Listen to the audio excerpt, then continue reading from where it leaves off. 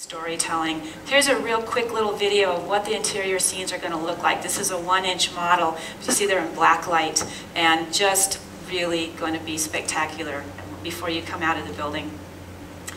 Here's some home movies of something that we've been shooting with our little flip camera to show what's happening back behind the berm. We're installing the attraction, we're installing the ride. Here's some of the steel coming in. This is just one piece of what will be 3 million steel to make up this ride path. And we have finished part of it. We've completed a loop so that we put our first test vehicle on just a couple of weeks ago to test it and to take him around. And right now, our little guy is going slow speed. He obviously will be going high speed, but this is just to test. We're taking the system through its paces. And just seeing what it can do. We're going to be doing this all summer. Then we'll take him off, complete the rest of the ride, and also build the rest of the vehicles. You can see the vehicle. He is not a character from the film, but he looks as though he belongs in the world of cars. He's a 6-passenger vehicle, and this was just a huge, huge milestone for us. You can see some of the rock work going in there behind him. The stainless steel lath that you're seeing, that is now all taking shape. So happy to share this with you, and so look forward to seeing you and welcoming you to our land in 2012. Thank you. Well, thank you, Jess. Jess is actually here to take us all to a galaxy far, far away. So, ladies and gentlemen, please welcome my next guest, senior show producer, Walt Disney Imagineering, Kathy Rogers.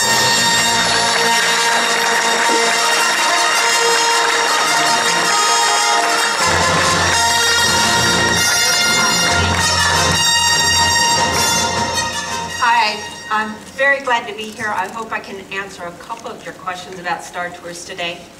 A long, long time ago in a place called Glendale, California, Walt Disney Imagineering and George Lucas joined forces to create an incredible, original, groundbreaking attraction called Star Tours.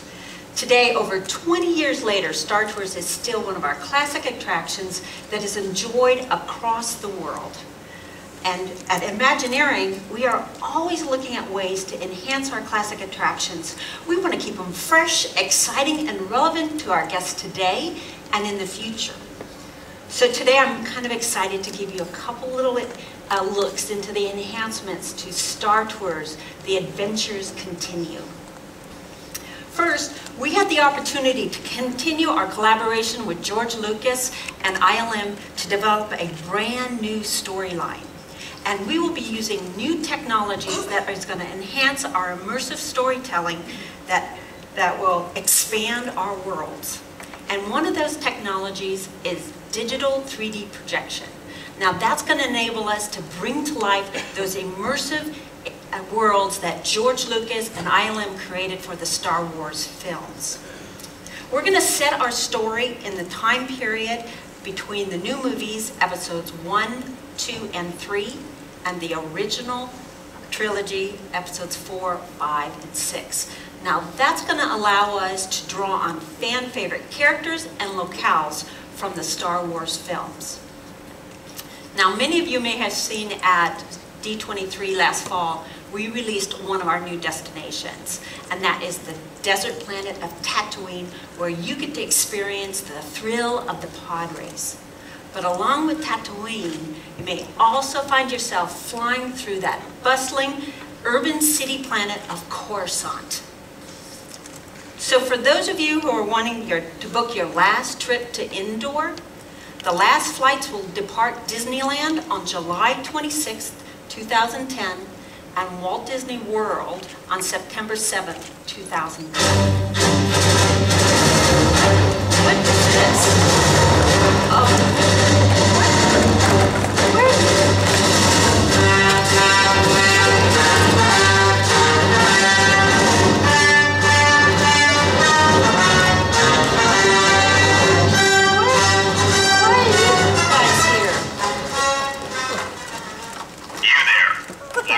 Sent us to arrest you for revealing information that could compromise the Empire. Excuse me, I think you're mistaken. This has all been cleared. Come with us, now. Fools, you have misunderstood the powers of the dark side. Leave now, or you will pay for it later. Lord Vader, we're sorry. Attention all units. Retreat from the venue. I repeat, retreat from the venue. Anyway, it's time to bring out our next and sadly final guest for this episode of What's Next, and she's here to tell us about the newest attraction coming here to Disney California Adventure. It's based on one of our most beloved blockbusters ever. It's called The Little Mermaid, Ariel's Undersea Adventure. So with no further ado, ladies and gentlemen, please welcome director, singer, show producer, Walt Disney Imagineering, Lisa Girolami. I like to dance, Lisa. Have fun. Hey everybody, thanks for being here. How many people have said, how are you? I'm like the last person. Okay, so it's really good to be here. I tell you, it has been long overdue that we bring Ariel and her friends into the park and actually go experience her.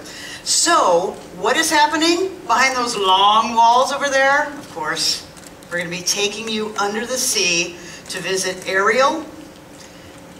We've got Eric, Flounder, Sebastian, Triton, of course. We even have Ursula, but there's one other character that I've left out.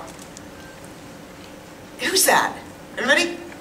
Yeah, that's Scuttle, absolutely. And what better way than to have our little seabird tell the story of how this adventure is going to begin. Go ahead, Scuttle. The story began when Ariel fell head over fins in love. Wait, no. It began when King Triton asked Sebastian to keep an eye on Ariel. Wait, no. It began when King Triton got all mad and Ursula took Ariel's voice and... Whoa, this story's getting away from me. Gotta slow down. So that's how you're going to actually start this adventure with Scuttle in his very succinct ways. The way you're going to travel through this adventure is to board your very own clam, your very colorful clamshell. And we're going to take you on a Disney Omnimover system. And one of the challenges was to create this undersea world. We've got a clip here, and what I'm going to show you here is a mock-up that we did to create the feel of how you're going to descend under the sea. This is a mock-up for the Little Mermaid attraction. We're demonstrating an illusion of taking you underwater. As the vehicle goes backwards, you see this water effect basically travel up the back of the vehicle. As you go backwards, you'll feel a cold air blast, so you get a chill when you penetrate the water. Now, of course, it all starts with the design, and this is Larry Nicolai, our creative director at Imagineering, who is the perfect person to bring Ariel's world to life. We also consulted with Glenn Keane, who was the original animator for the movie 2 decades ago, which was really wonderful to get him back involved. Also, our creative team worked on the environments that our guests are going to be riding through, and this in particular is a concept drawing of the approach to Ursula's lair. You'll see the red vehicles, the red outlines are actually the vehicles you'll be riding. The blue are all the sets. So, gosh, this is also a 1-inch scale model that we created. Heidi Rosendahl is one of our colorists. This is a scene from under the sea in 1-inch scale.